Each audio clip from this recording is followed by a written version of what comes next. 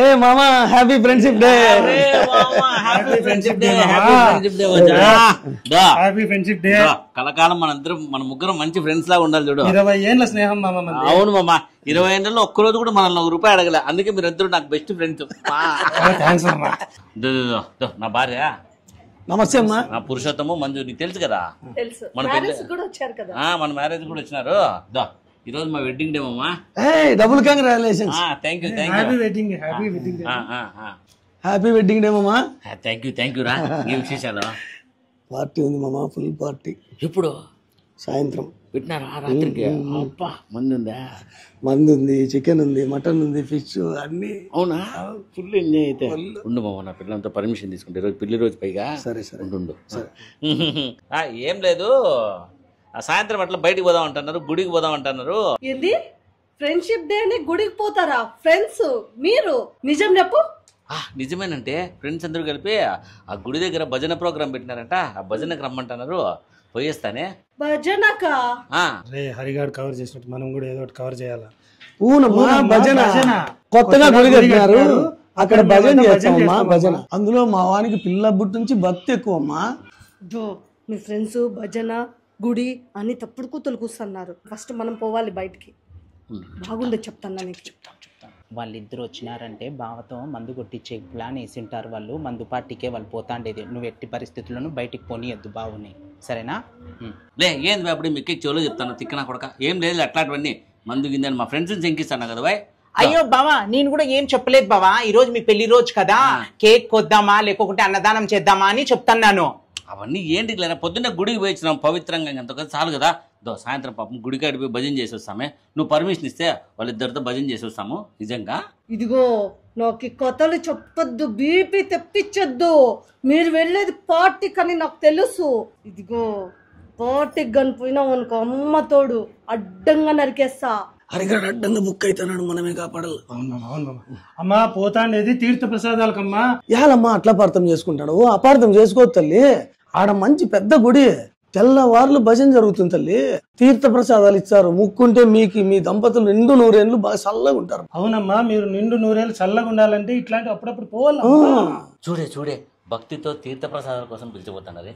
పోయేస్తామే, మన దంపతులు బాగుండాలని చెప్పి వాళ్ళు ఎంత కోరుకుంటున్నారు చూడు.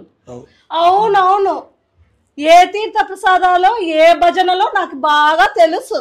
వాళ్ళు నా ఫ్రెండ్స్, వాళ్ళని అనుమానిస్తాండవా? అవును చూడు తమ్ముడు, అపార్థం చేసుకోవద్దమ్మా. మీరు అనుకుంటే తీర్థం కాదు తల్లి. ఏ తీర్థాలు బాగా తెలుసులేండి. భజనలు తెలుసు, తీర్థాలు తెలుసు. బొమ్మర్ది నువ్వు చెప్పి అన్ని కబ్బులు ఎత్తాను చూడు. అబ్బో, నువ్వు ఎలుగబెట్టే రాజకార్యాలు తెలుసులే బావా. అక్కడ తీర్థ ప్రసాదాలని చెప్పి నువ్వు బీరు విస్కీ తాగేకపోతున్నావు గాని.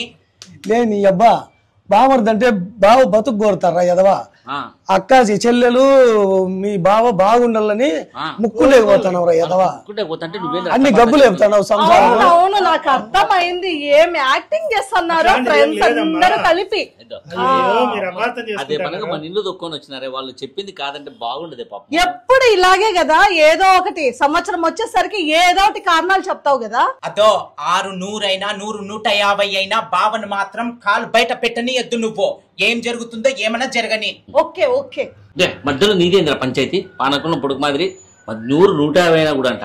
ఏదో మేము మా ఫ్రెండ్షిప్ కొద్ది ఎంజాయ్ చేద్దాం అనుకుంటే గబ్బునా కొడక అన్ని చూడే.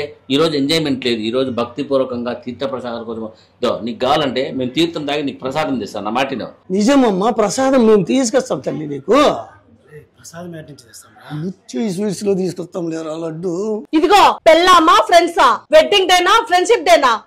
భలే అడిగినా ఒక్క అడిగి కడిగేసిన బట్లే. Friendship day, marriage day, friendship day, marriage day, friendship day, marriage day.